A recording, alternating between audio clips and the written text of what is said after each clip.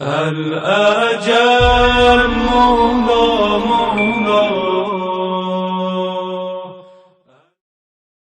أعوذ بالله من الشيطان الرجيم. بسم الله الرحمن الرحيم. اللهم صل على علي بن موسى الرضا المرتضى الإمام التقي النقي وحجتك على من فوق الأرض ومن تحت الثرى الصديق الشهيد صلاة كثيرة تامة زاكية متواصلة متواترة مترادفة كأفضل ما صليت على أحد من أوليائك. In the name of Allah, the most beneficent and merciful.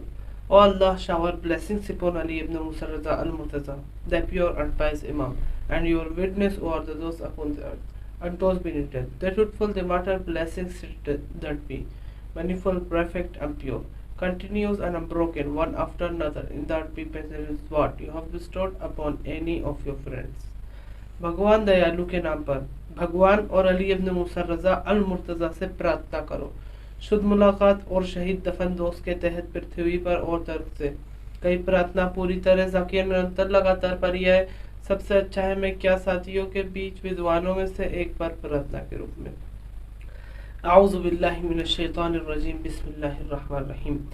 حمد و ثنا سپاس و ستائش اس خدائے وحدہ لا شریکی کے انسان کو عقل و خرد جیسی توانائی سے نوازا اور اسے افہام و تفہیم کی صلاحیت دے کر تمام مخلوقات پر برتری عطا فرمائی. درود و سلام ہو شہزادی کونین مادر حسنین بنیان گزار کاخ شرافت حریت و ابدیت جناب حضرت فاطمہ زہرا سلام اللہ علیہ پر. درود و سلام ہو میرے مہربان امام میرے رؤوف امام علی ابن موسیٰ رضا پر. آج ناظرین کی خدمت میں نیا پروگرام لے کر حاضر ہوئے ہیں جو ہمارے پروگرام کا حصہ بنے ہیں. ایک اسلامی اسکولر قبلہ حجت الاسلام والمسلمین علی جناب مولانا عقیل زیدی صاحب. قبلہ السلام علیکم. وعلیکم السلام ورحمۃ اللہ وبرکاتہ. امام زمانہ جل اللہ تعالی فرجہ الشریف کا وجود روایت اہل سنت اور شیعہ کی روشنی میں ثابت ہے, تو آپ اس کے اوپر تھوڑی سی روشنی فرمائیں کہ ناظرین اور ہم مستفید ہو سکیں. جی انشاءاللہ بالکل. اعوذ باللہ من الشیطان اللعین الرجیم. بسم اللہ الرحمن الرحیم. الحمد للہ رب العالمین. الصلاة والسلام علی اشرف الانبیاء والمرسلین بالقاسم المصطفى محمد. اللہم صل علی محمد وآل محمد وعجل فرجہم وعلى اہل بیتہ الطیبین الطاہرین المعصومین الذین اذهب اللہ عنہم الرجس اہل البیت ویطہرہم تطہیرا.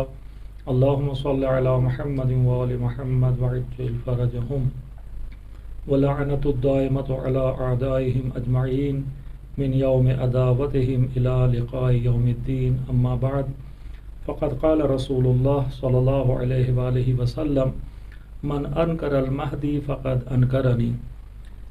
دیکھیں,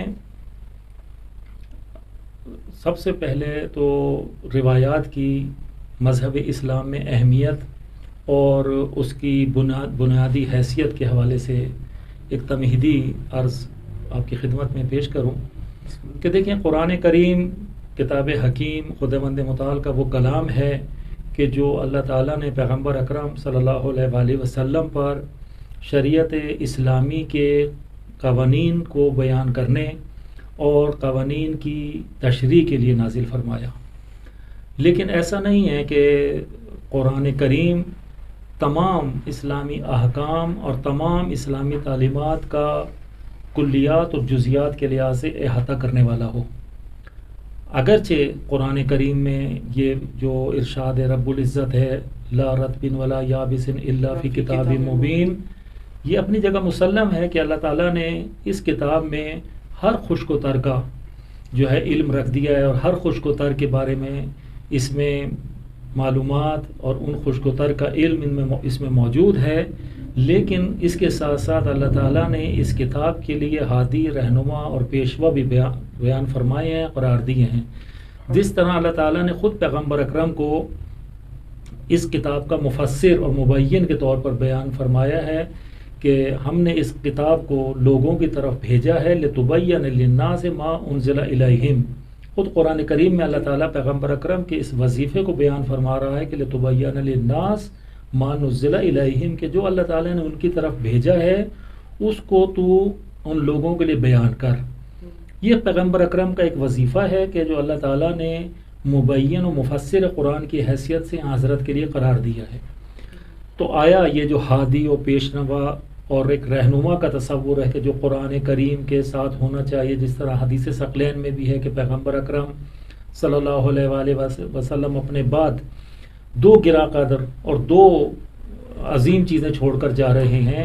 ایک پیغمبر کی اطرت ہے اور ایک قرآن کریم ہے. ایک ثقل اکبر ہے کتاب خدا اور ایک ثقل اصغر ہے اطرت پیغمبر اکرم اہل بیت علیہ الصلوۃ والسلام. لہٰذا قرآن کریم کی تفسیر تبیین کے لیے ہر زمانے میں پیغمبر یا پیغمبر کا جانشین ہونا ضروری ہے کہ جو اس قرآن کو لوگوں کے لیے بیان فرمائے اور اس کی تفسیر کرے. یہیں سے حدیث کی اہمیت سمجھ میں آتی ہے کہ جو بھی کلام رسول اور جانشین رسول ہے وہ حدیث کا درجہ رکھتا ہے.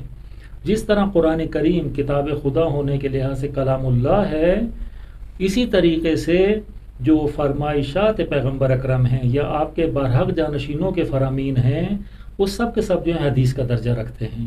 لہٰذا حدیث کا مرتبہ قرآن کریم کے بعد بنیادی عنصر ہونے کے حوالے سے اور دین کو بیان کرنے کے حوالے سے سب سے اہم ہے. لہٰذا آج کی جو ہماری گفتگو ہے کہ آیا خود امام زمان علیہ الصلوۃ والسلام کے، جس کے حوالے سے ہمارا یہ 313 اسٹار چینل محوریت اس موضوع پر رکھتے ہوئے اس کے مختلف جوانب اور مختلف پہلوؤں پر روشنی ڈالی جاتی ہے، تو اس حوالے سے آیا دیکھیں کہ امام زمانہ علیہ الصلوۃ والسلام کا وجود مبارک قطب عالم امکان اور مہدی دوران ہونے کے حوالے سے روایات میں بیان کیا گیا ہے. اور پھر روایات بھی دیکھیں کہ آیا وہ روایات فقط اہل تشیع کے یہاں ہیں یا اہل تسنن اہل سنت والجماعت بھی ان روایات کے قائل ہیں اور ان کے یہاں بھی یہ روایات آئی ہیں. تو یقیناً ہم کہیں گے کہ کچھ روایات ایسی ہیں کہ جو یا بلفظ ہی اہل تشیع اور اہل سنت کے یہاں ایک ہیں، یہ بعض وہ ہیں کہ جو لفظاً تو ایک جیسی نہیں ہے لیکن مضمون ایک جیسا ہے. مثلا جیسے کہ وہ مشہور جو روایت اور حدیث ہے کہ من مات ولم یعرف امام زمانہ ہی فقد مات میتۃ جاہلیہ. یہ ایک ایسی مسلمہ روایت ہے کہ جو اہل تشیع کے یہاں بھی ہے اور اہل سنت کے یہاں بھی ہے. اور اہل سنت بھی اس کو متواتر روایات میں مانتے ہیں کہ پیغمبر اکرم نے فرمایا کہ من مات ولم یعرف امام زمانہ، کہ جو شخص مر گیا اور اس نے اپنے زمانے کے امام کی معرفت حاصل نہ کی، فقد مات میتۃ جاہلیہ، تو وہ جو ہے جہالت کی موت مرا، نادانی کی موت مرا. اور جہالت بھی ہم اگر اس حدیث وہ جو دعائے معرفت ہے اس کے زمرے میں اگر دیکھیں تو دین سے گمراہی ہے. جو اپنے زمانے کے امام کی معرفت کے بغیر مر جائے گویا دین سے گمراہ ہو کر، دین سے بھٹک کر مرا ہے. یعنی دین نے جو اس کو ایک راستہ دیا تھا کہ پیغمبر اکرم کے بعد ان کے جانشین اور ان کے بعد میں قرار دیے ہوئے اوصیاء کو اپنا پیشوا پیشرو امام اپنا مانے، اس نے اس امام کو نہیں پہچانا، اپنے زمانے کے امام کی معرفت حاصل نہیں کی. لہٰذا یہ جو ہے جاہلیت کی موت مرا ہے. جاہلیت کی موت مرا ہے کیا؟ یعنی دین سے بے بہرا مرا ہے. جس طرح پیغمبر اکرم صلی اللہ علیہ وآلہ وسلم کے آنے سے پہلے ایک زمانہ جاہلیت تھا، اس نے گویا کہ پیغمبر اکرم صلی اللہ علیہ وسلم کی اعلان نبوت اور رسالت فرمانے کے بعد اور پورا اسلام پھیل جانے اور اسلام کی تعلیمات بیان ہو جانے کے بعد بھی اپنے وقت کے امام کو نہیں پہچانا. تو اس کا مطلب ہے کہ یہ وہی ایسے ہی ہے کہ جیسے قبل از اسلام جاہلیت کی موت مرا ہے. اس نے اصلاً اسلام کو ہی نہیں سمجھا کہ اسلام کا محور و مرکز جو ہے تعلیمات محمد والے محمد ہیں، اس کی روشنی میں، تعلیمات کی روشنی میں اس نے زندگی گزارنی ہے. اور اگر وہ تعلیمات جو ہے اس تک نہیں پہنچی یا پہنچی تھی لیکن اس نے ان کو سیکھنے حاصل کرنے کی کوشش ہی نہیں کی. ہر طرح کے وسائل موجود تھے، کتابیں بھی موجود تھیں، علماء بھی موجود تھے، لیکن اس نے نہ کتابوں سے استفادہ کیا نہ علماء سے بہرہ مند ہوا. نتیجہ یہ ہوا کہ جہالت کی موت مرا. اور یہ جہالت یہ نہیں کہ نادانی کی موت مرا، یعنی دین سے گمراہی کی موت مرا. جہالت اس میں عنوان نادانی نہیں ہے بلکہ بے دینی ہے. فقط مات میتۃ جاہلیہ کا مطلب یہ نہیں کہ نادانی کی موت مر گیا، کہیں کہ نادان مر گیا، بیچارہ تعلیم حاصل کر لیتا سیکھ جاتا تو بہت اچھا تھا لیکن کچھ نہیں سیکھا نا. بے دین اصل ہے. جہالت کا عنوان یہاں پر یعنی بے دینی، کہ یعنی بے دین مرا ہے، یعنی اس کا دین سے کوئی تعلق نہیں ہے. لہٰذا جو حدیث سرنامہ سخن میں قرار دی ہے وہ بھی کوئی اسی پیرائی میں ہے کہ پیغمبر اکرم صلی اللہ علیہ وآلہ وسلم فرماتے ہیں کہ من انکر القائم یا من انکر المہدی، دونوں طرح کی روایات ہیں کہ جس نے قائم کا یا مہدی کا انکار کیا، من بعدی، کون سا قائم کون سا مہدی، من بعدی جو میرے بعد آنے والا ہے، یعنی پیغمبر بشارت دے رہے ہیں کہ میرے بعد ایک شخص قیام کرنے والا ہے، ایک مہدی ہے۔ مہدی کو اگر لقب کے عنوان سے ہم دیکھیں تو مہدی وہ کون ہے کہ جس کو جو اللہ کی طرف سے ہدایت یافتہ ہے۔ ایک ہادی ہوتا ہے، ایک مہدی ہوتا ہے۔ ہادی بھی ہیں امام لیکن مہدی بھی ہیں۔ ہادی ہیں ہمارے لیے اور مہدی ہیں خداوند متعال کی نسبت، یعنی خداوند متعال ان کا ہادی ہے، یعنی وہ ہدایت یافتہ ہیں۔ بس یعنی ہمیں بتایا جا رہا ہے کہ امام زمانہ ہادی بھی ہیں مہدی بھی ہیں۔ ایسا ہمارے لیے ہادی ہے جو خداوند متعال کی طرف سے مہدی ہے، یعنی ہدایت یافتہ ہے۔ تو بس پیغمبر فرما رہے کہ من انکر القائمہ من بعدی یا من انکر المہدی من بعدی فقد انکرنی، کہ جس نے اس کو انکار کر دیا وجود کا۔ اس زمانے میں کچھ ایسے اہل سنت بھی ہیں کہ جو امام زمانہ کے اصلا وجود کے منکر ہیں، لیکن ہم دیکھیں کہ پیغمبر اکرم نے کتنی سخت حدیث بیان فرمائی ہے کہ اگر وجود مہدی کا انکار کرو گے تو گویا ایسے جیسے میرا انکار کرو گے۔ ان امام زمانہ کا انکار خود نبوت پیغمبر اکرم اور خود وجود پیغمبر اکرم کا انکار ہے، اور جو وجود پیغمبر اکرم کا انکار کرے اس کو اسلام سے اصلا کوئی تعلق نہیں ہے۔ تو لہٰذا پیغمبر اکرم اپنے اس آخری جانشین کو اپنے ساتھ اس طرح سے وہ کر رہے ہیں کہ گویا آخری وسیع اور خاتم الاوصیاء ایسے ہی اس کی امامت کا اور اس کے وجود کا اقرار ہے جیسے خاتم الانبیاء پیغمبر اکرم کی نبوت اور ان کے وجود کا اقرار ہے۔ یعنی بیچ میں جو 11 جانشین ہیں، پیغمبر اکرم اپنی اس ایک حدیث کے ذریعے ان 11 جانشینوں کے فاصلوں کو سمیٹ دیتے ہیں۔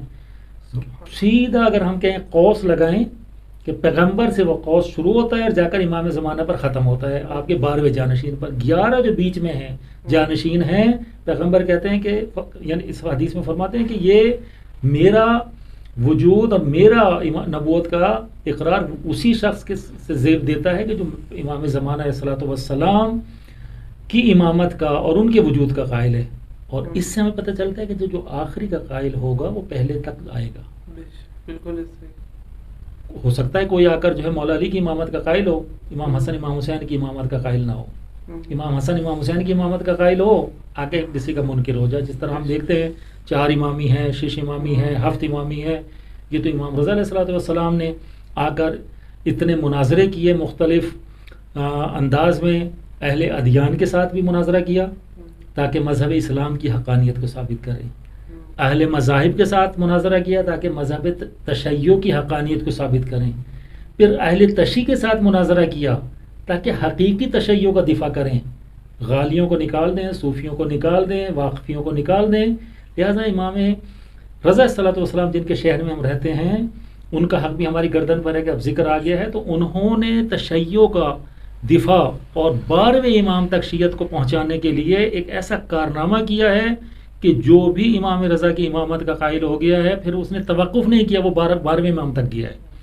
یعنی امام رضا علیہ الصلوۃ والسلام نے جو ان کو یہ سنہری فرصت یہاں زبردستی بلایا گیا، مجبور کر کے بلایا گیا، لیکن امام وہی ہوتا ہے کہ جو ہر موقعیت سے فائدہ اٹھائے۔ لہٰذا یہ جو ولایت عہدی کا ایک منصب زبردستی امام رضا علیہ الصلوۃ والسلام کو دیا گیا، امام رضا علیہ الصلوۃ والسلام نے اس موقعیت سے فائدہ اٹھایا کہ تشیع کو پھیلانے میں اور تشیع کو بچانے میں بھرپور کردار ادا کیا۔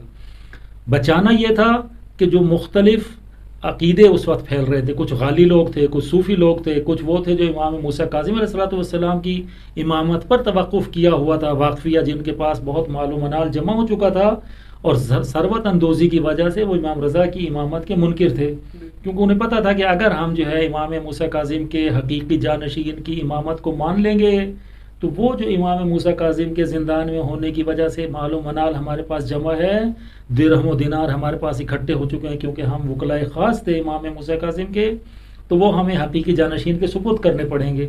لہٰذا امام رضا کی امامت کے منکر ہو گئے۔ شیعہ تھے، خانوادہ اہل بیت سے وابستہ اصحاب تھے، اصحاب خاص تھے، امام موسیٰ کاظم کے وکیل تھے، لیکن جب دنیا کا مال اور زر و جواہر دیکھے تو بھٹک گئے۔ نتیجہ کیا نکلا کہ وقت کے امام کا انکار کیا، لیکن امام رضا نے ان سے بھی مناظرے کیے اور ان کو لاجواب کیا۔ صوفیوں اور غالیوں سے مناظرے کیے. لہذا امام رضا کی یہ جو جد و جہد ہے تشیع کے لیے یا اس سے بالاتر خود اسلام کی حقانیت کے لیے، اس سے پتہ چلتا ہے کہ امام کا یہ جو سنہری دور ہے، اس زمانے میں جو امام نے کارنامے انجام دی اس کے نتیجے میں کچھ تشیع میں انحراف نہیں آیا. جو انحراف آ چکا تھا وہ پہلے تھا، بعد میں نہ کوئی 8 امامی بنا، نہ 9 امامی بنا، نہ 10 امامی بنا. جو بھی امام رضا کی امامت کا اقرار کیا وہ 12 اماموں تک گیا. لہٰذا امام رضا کی زیارت میں جو پہلے زیارت نامے چھپے ہوتے تھے ابھی تو وہ موجود نہیں ہے حرم مطہر میں، لیکن اس میں ایک خاص جملہ تھا کہ آپ کی امام جو زیارت کرتا ہے وہ خاص شیعہ کرتے ہیں. ہم دیکھیں کہ ہندوستان سے بوہرے آتے ہیں، ایران ممکن ہے تجارت کے لیے آئے ہیں، ممکن ہے ٹورسٹ ہوں، سیر تفریح کے لیے آئیں، لیکن امام رضا کی زیارت کے لیے نہیں آتے. امام رضا کی زیارت کے لیے کون آتا ہے؟ جو خالص شیعہ ہے. کون ہے خالص شیعہ؟ انہیں وہ جو 12 امامی ہیں. لہٰذا ہم دیکھتے ہیں کہ نہ اسماعیلی، نہ بوہرے، نہ اسی طرح سے زیدیہ والے یا دوسرے کوئی امام رضا کی زیارت کے لیے مشہد نہیں آتے. مشہد جو شیعہ آتا ہے وہ خالص شیعہ آتا ہے، یعنی 12 امامی شیعہ آتا ہے. تو اس سے پتہ چلتا ہے کہ امام رضا نے امام زمانہ تک پہنچانے کے لیے شیعت کو وہی کام کیا جو پیغمبر اکرم نے فرمایا تھا کہ اپنے سے بات سیدھا ملایا تھا جا کر امام زمانہ. امام رضا نے بھی سیدھا اپنے بات ملایا امام زمانہ. تو یہ ایک آئمہ کا کردار رہا ہے. یہ ایک اور حدیث ہے پیغمبر اکرم صلی اللہ علیہ وآلہ وسلم کی، اور یہ روایت جو میں پڑھ رہا ہوں یہ بہار الانوار سے ہیں. علامہ مجلسی کا ایک جو کہہ لیں انتک محنت ہے اور ان کی جو کاوش ہے، واقعاً تشیع میں ایک مقام ہے علامہ مجلسی کا کہ انہوں نے 110 جلدوں پر جو ایک سمندر ہے انوار کا اکٹھا کیا ہے. بہار الانوار یعنی انوار کا سمندر. تو یہ جو انوار کے سمندر ہیں 110 جلدوں میں بہار الانوار، بہت سارے اس کو تضعیف کرتے ہیں یا بہت سارے اس کے لیے ایسے جملے بولتے ہیں جس سے دلی تکلیف ہوتی ہے. تو درد دل ہے اس کو بھی یہاں عرض کرتے چلیں کہ بہار الانوار میں جو علامہ مجلسی نے کام کیا ہے وہ روایات کی تجمیع کا کام کیا ہے، روایات کو اکٹھا کرنے کا کام کیا ہے. اس لیے امام زمان علیہ الصلوۃ والسلام کے حوالے سے جو روایات ہیں وہ بہار کی 3 جلدوں میں علامہ مجلسی نے اکٹھی کی ہیں، 51، 52، 53. یہ 3 جلدیں جو ہیں مخصوص ہیں امام زمان علیہ الصلوۃ والسلام کے ساتھ.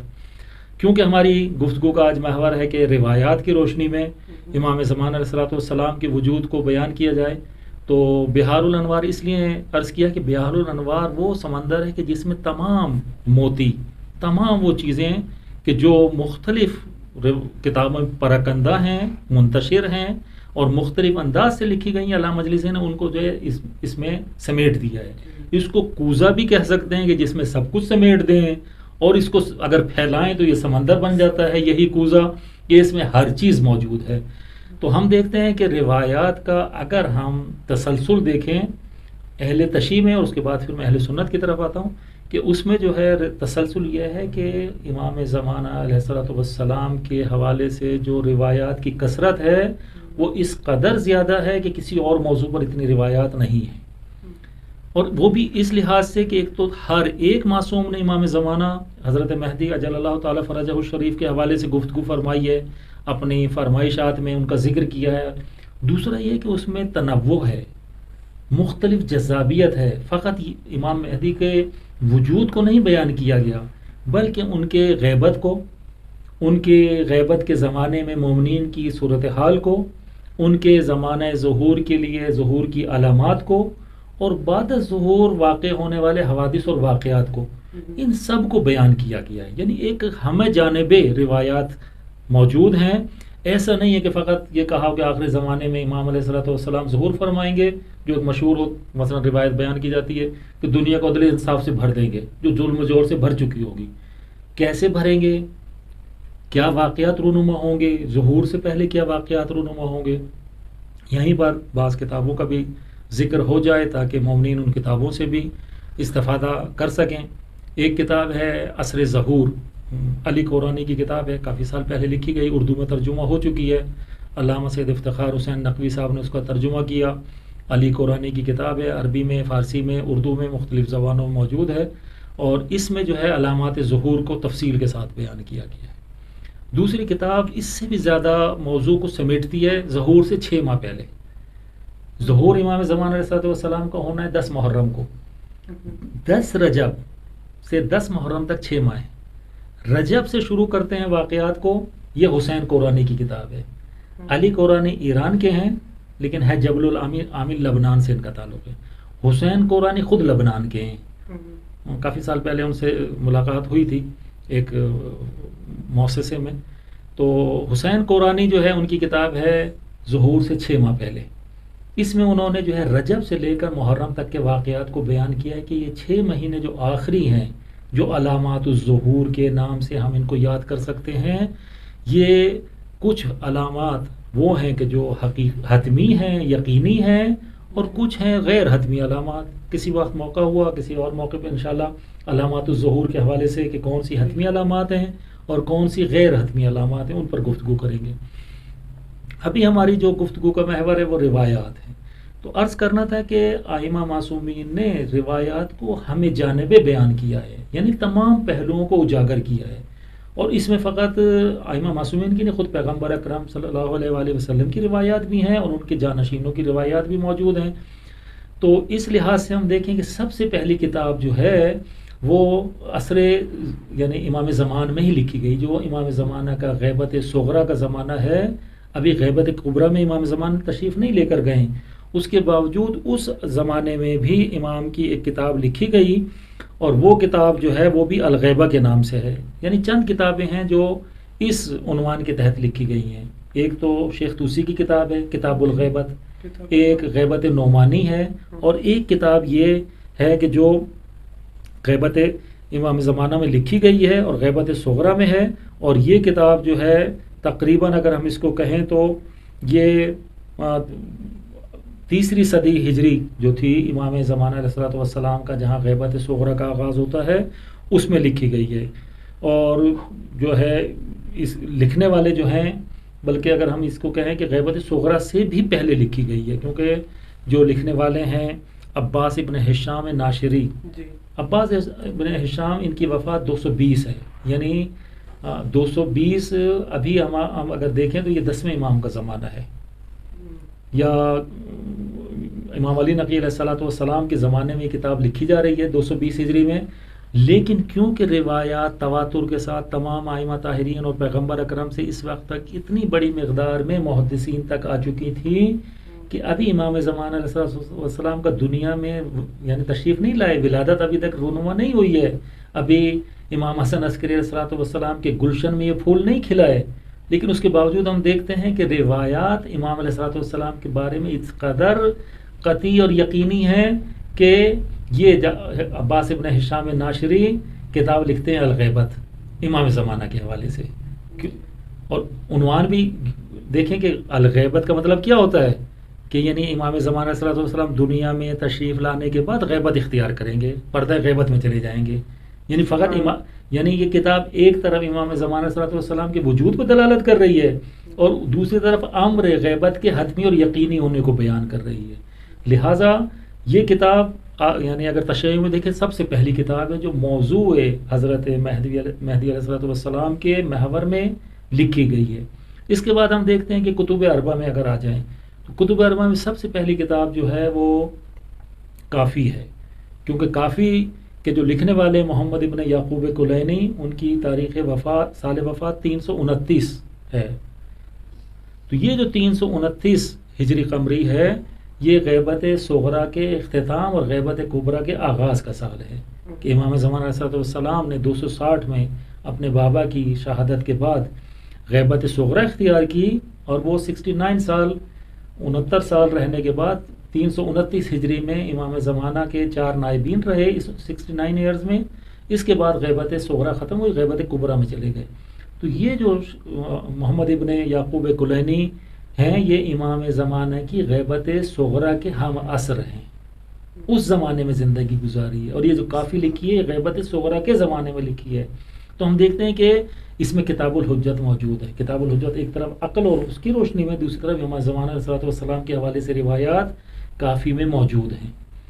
پھر ہم دیکھتے ہیں کہ ان کے بعد جو مقام ہے محدثین میں کتب اربعہ کے، وہ شیخ صدوق علیہ الرحمہ کا ہے، کہ شیخ صدوق علیہ الرحمہ یہ 318 ہجری میں ان کی وفات ہے۔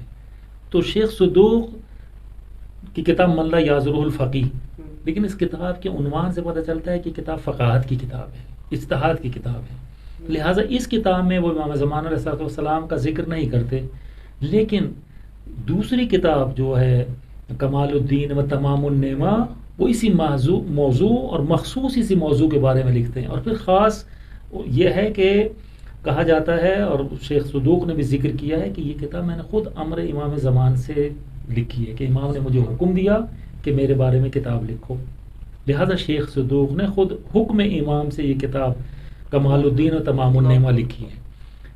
تو بس دوسرے کتب اربع کے ہو گئے شیخ صدوق.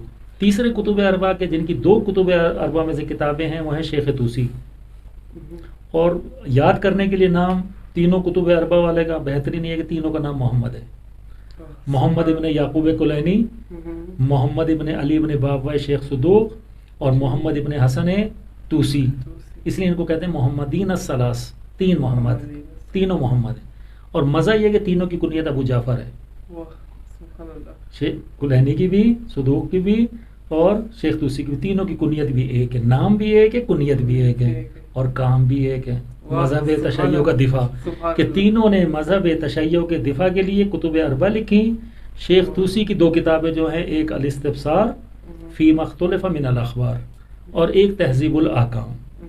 لیکن دونوں کی دونوں جو ہے وہ فقاہت سے مربوط ہیں، فقہ سے مربوط ہیں، اجتہاد سے مربوط ہیں. لہذا شیخ طوسی نے الگ سے کتاب لکھی جو شیخ طوسی کی کتاب سے بھی جامع تر ہے، کیونکہ شیخ طوسی کا، شیخ صدوق کا عرض کیا کہ 318 وفات ہے، شیخ طوسی کی 460. شیخ طوسی 4تھی اور 5ویں صدی ہجری کے ہیں، اور 5ویں صدی ہجری کے یعنی 460 ہجری میں ان کا انتقال ہوتا ہے. تو یہ جو شیخ طوسی ہیں انہوں نے کتاب الغیبت لکھی، اور یہ کتاب جو کتاب الغیبت ہے یہ سب سے زیادہ مفصل تر اور اس حوالے سے ہے کہ ان کے پاس وہ سارے کتابیں اور وہ سارے چیزیں بھی موجود تھیں جو ان سے پہلے والوں کے پاس اس طرح نہیں تھیں. لہٰذا یہ کتاب، اور اس کے بعد غیبت نعمانی، پھر بحر الانوار آ جائیں. اور اس زمانے میں اگر ہم دیکھیں تو منتخب الاثر ابھی مرحوم آیت اللہ صافی، آیت اللہ عظمی صافی گل بیگانی کا انتقال ہوا، ان کی کتاب ہے منتخب الاثر، اور اس کا اردو میں ترجمہ ہو چکا ہے جمال منتظر کے نام سے، اور نیٹ پر موجود ہے. جو ہمارے مومنین چاہتے ہیں کہ اس کتاب سے جو اس زمانے میں عصر حاضر میں بھی لکھی گئی ہے، اور ایک مجتہد جامع الشرائط ایک آیت اللہ عظمی نے لکھی ہے، ان کے قلم سے ہے، تو یہ جمال منتظر منتخب الاثر کا ترجمہ ہے.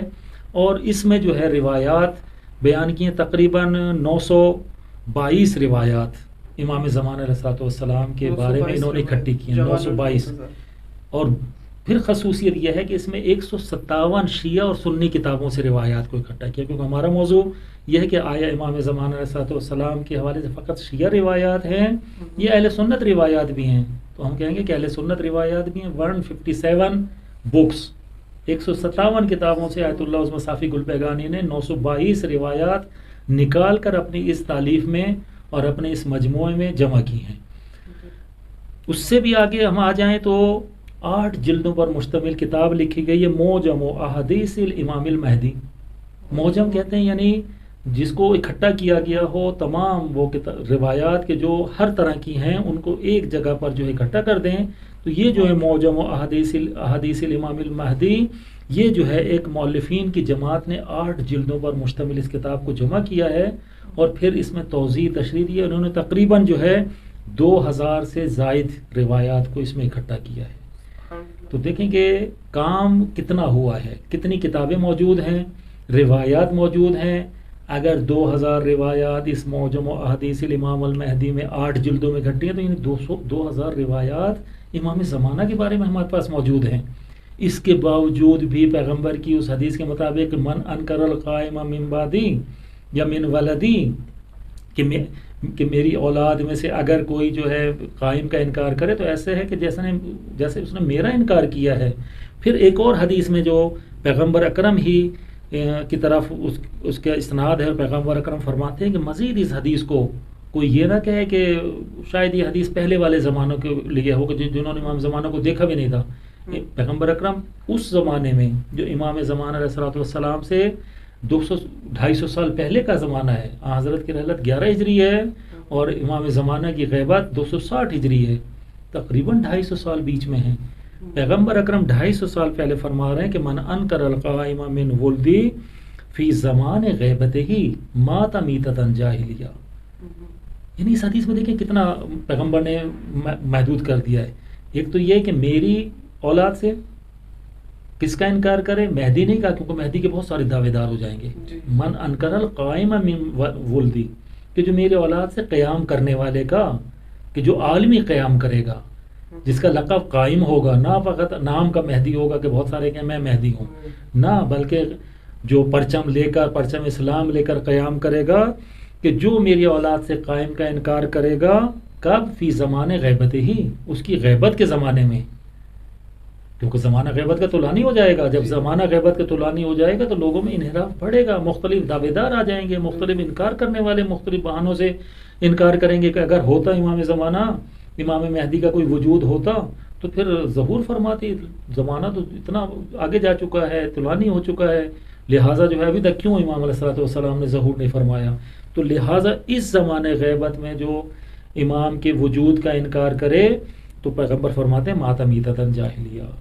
پہلے والی جو حدیث ہم نے پڑھی اس میں کیا تھا کہ من مات ولم یعرف، اس میں معرفت کی بات تھی. اس میں کیا ہے؟ انکار کی ہے. معرفت تو دور کی بات ہے، معرفت کا مرحلہ بعد میں. اصلا اگر تم جو ہے وجود کے ہی منکر ہو جاتے ہو تو پھر بھی جہالت کی موت مرو گے.